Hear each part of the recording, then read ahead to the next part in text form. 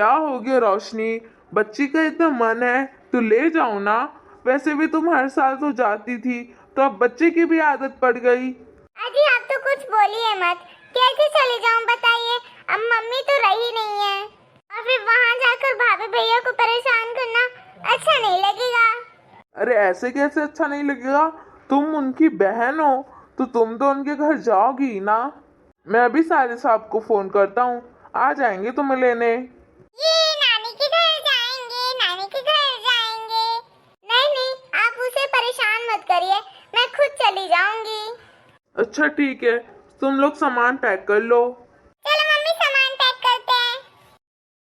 जी मैंने सारा सामान मम्मी जी के कमरे में रखवा दिया है। अब वैसे भी उस कमरे को तो स्टोर रूम ही बनना है।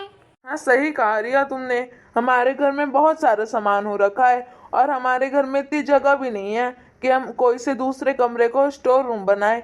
इससे अच्छा मम्मी जी के कमरे को स्टोर रूम बना देते हैं। हाँ जी सही है। अरे बहन तू। अरे दीदी आप कैसे आना हुआ? बस इस घर की थोड़ी सी याद आ रही थी इसलिए आ गई। अच्छा ठीक है कोई बात नहीं, दीजिए आपका सामान, मैं गेस्ट रूम में रखवा देती हूँ। क्या भाभी गेस्ट रूम में? पर मेरा तो मन मम्मी जी के कमरे में रहने का है। अरे दीदी हमने मम्मी जी के कमरे को स्टोर रूम बना दिया है, तो आप स्टोर रूम में भला कैसे रहेंगी? पर आपने उनके कमरे को स्टोर रूम क्यों बनाया? वो क्या दीदी, हमारे घर में ना बहुत सारा सामान हो गया था और कहीं रखने की जगह भी नहीं थी, और जैसे रोज मेहमान लोग तो आते ही जाते रहते हैं, जैसे कि आप ही हो गई, तो मेहमान लोगों के लिए भी तो एक कमरा चाहिए ही ना। इसलिए हमने मम्मी जी के कमरे को स्टोर रूम बना दिया और एक नया कमरा बना दिया गेस्ट रूम के लिए। हाँ बहन, और हमने माँ की कोई भी कीमती चीज को नहीं छुआ है, क्योंकि हम जानते थे माँ तुमसे ज्यादा प्यार करती है। इसलिए सोचा जब तुम आओगी जब उनके सामान को खोल लोगी। अच्छा ठीक है भैया, मुझे एक बार मम्मी जी का कमरा दिखा दीजिए। मामी मामी रिंकी कहाँ पर है? बेटा रिंकी तो अंदर है, जाओ आप खेलो रिंकी के साथ। ठीक है मामी। चलिए दीदी के सामान को गेस्ट रूम में रख देते हैं। हाँ चलो। माँ माँ क्यों छोड़ के चली गई आप हमें ऐसा अकेला छोड़कर? देखिए देखिए रिंकी आई आपसे मिलने।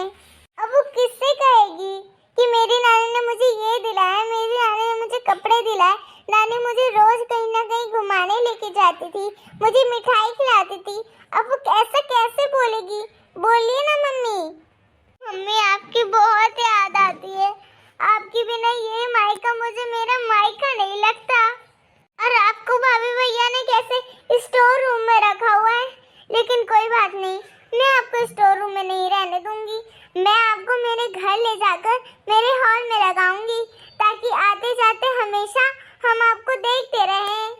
मम्मी आप आ जाइए ना, मुझे यहाँ बिल्कुल अच्छा नहीं लग रहा है। आपके बिना कैसे जीऊंगी मम्मी मैं? अरे बहन क्या कर रही है तू? कुछ भी तो नहीं भैया, बस मम्मी से थोड़ी सी बातें कर रही थी। अरे बहन अब मम्मी चली गई है, अब जिसको जाना रहता है वो चला ही जाता है, चाहे तुम जो भी कर लो। अच्छा तो भैया क्या मैं मम्मी की तस्वीर को ले जा सकती हूँ अपने घर? हाँ ले जाना, क्या ही करेंगे हम वैसे भी। ठीक है भैया, आपका बहुत बहुत शुक्रिया।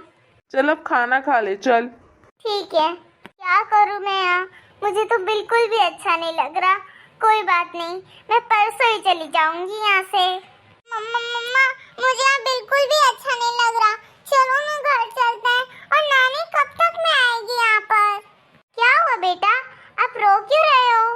नहीं नहीं कुछ भी हो, पहले बताओ नानी कब आएंगी? बेटा नानी 3-4 मंथ्स में आ जाएंगी वापस। तो ठीक है चलो घर, जब नानी आएगी जब ही हम आएंगे यहाँ पर। अच्छा ठीक है, अभी आप फिलहाल जाओ खेलो चिंकी के साथ। मामी ने चिंकी को कमरे में बंद कर दिया और बोला तुम दोनों खेलते वक्त बहुत शोर करते हो, अब से बाहर मत निकलना। अच्छा अच्छा कोई बात नहीं, लो मैं आपको फोन देती हूँ, आप फोन देख लो। ठीक है मम्मा। दीदी आप वैसे अपने ससुराल कब जाएंगी? पता नहीं भाभी, अभी तक तो ऐसा कुछ सोचा नहीं है। तो कोई बात नहीं, जब आप जाएंगी तो एक दिन पहले मुझे बता दीजिएगा, मैं आपके लिए थोड़ी साड़ी वाड़ी ले आऊंगी। नहीं तो फिर आप ही अपने ससुराल जाकर बोलेंगी कि मेरी माँ चली गई तो मेरी भाभी भैया कुछ भी नहीं देते मुझे। अरे नहीं भाभी, मैं ऐसा क्यों बोलूंगी, और वैसे भी साड़ी वाड़ी की कोई जरूरत नहीं है। अच्छा, जानती हूँ दीदी, पता है साड़ी वाड़ी की कोई जरूरत नहीं है, पर आजकल की लड़कियों को पता नहीं क्या हो गया है, वहाँ जाएंगी अपने ससुराल तो अपने मायके की बुराई करने में जरा सा भी नहीं चूकेंगी। पता है कि आप उनमें से नहीं हो। हाँ भाभी, एकदम आपने सही कहा। ठीक है, चलो मैं चलती हूँ। हे भगवान, अब तो मैं बिल्कुल भी नहीं रुकूंगी यहाँ, कल ही चली जाऊंगी। क्या हुआ, रोशनी नहीं आई क्या अभी ऊपर से? हाँ, नहीं आई अभी तक नीचे। अब क्या मैं तुम्हारी बहन को ऊपर जाकर ही चाय नाश्ता दूं? अरे नहीं नहीं, रोशनी वैसी नहीं है, रुको मैं अभी देख कर आता हूँ। अरे बहन, तू इतनी जल्दी जा रही है? कुछ साड़ी वाड़ी तो लेके जाती यहाँ से। अरे नहीं नहीं भैया, मैं आज से अपनी सबसे कीमती चीज लेके जा रही हूँ। क्या क्या लेके जा रहे हो दीदी आप यहाँ से? मेरी माँ की तस्वीर। ओह अच्छा, मम्मी जी की तस्वीर। मुझे लगा कि पता नहीं क्या है कीमती चीज लेके जा रहे हो आप यहाँ से। मैंने इनसे पूछा जी साड़ी का, पर इन्होंने ही मना कर दिया। कोई बात नहीं, वैसे भी आप तो यहाँ पर आते जाते ही रहोगे, अगली बार दे दूंगी। हाँ भाभी, मैं तो आती जाती रहूंगी यहाँ पर। चल बहन, मैं तुझे छोड़ देता हूँ रेलवे स्टेशन तक। नहीं नहीं भैया, मैं खुद चली जाऊंगी, आपको परेशान होने की कोई जरूरत नहीं है। अरे मैं छोड़ देता हूँ ना, चल। दीदी बोल रही है ना खुद चली जाएंगी, वो खुद चली जाएंगी। बहुत ब्रेव गर्ल है दीदी, है ना दीदी? वैसे भी हमारा फिर फालतू का पेट्रोल भी खराब होगा। अच्छा ठीक है बहन, तू अकेली ही चली जा। ठीक है भाई। तो देखा दोस्तों आपने, माँ के जाने के बाद बच्चों के लिए माँ के नाम की कोई भी चीज नहीं होती है। यही अच्छा रहेगा लड़कियों के लिए कि वो माँ का नाम भूलकर अपने ससुराल में सुखी से रहने लगे। हाय फ्रेंड्स, अगर आपको आज की हमारी ये कहानी अच्छी लगी तो लाइक कर दीजिएगा, और अगर आप हमारे चैनल पे नए हैं तो सब्सक्राइब कर दीजिएगा। फिर मिलते हैं एक नए वीडियो में, तब तक के लिए राम राम। और हाँ, आपको हमारी कहानी कैसी लगी कमेंट करके ज़रूर बताइएगा।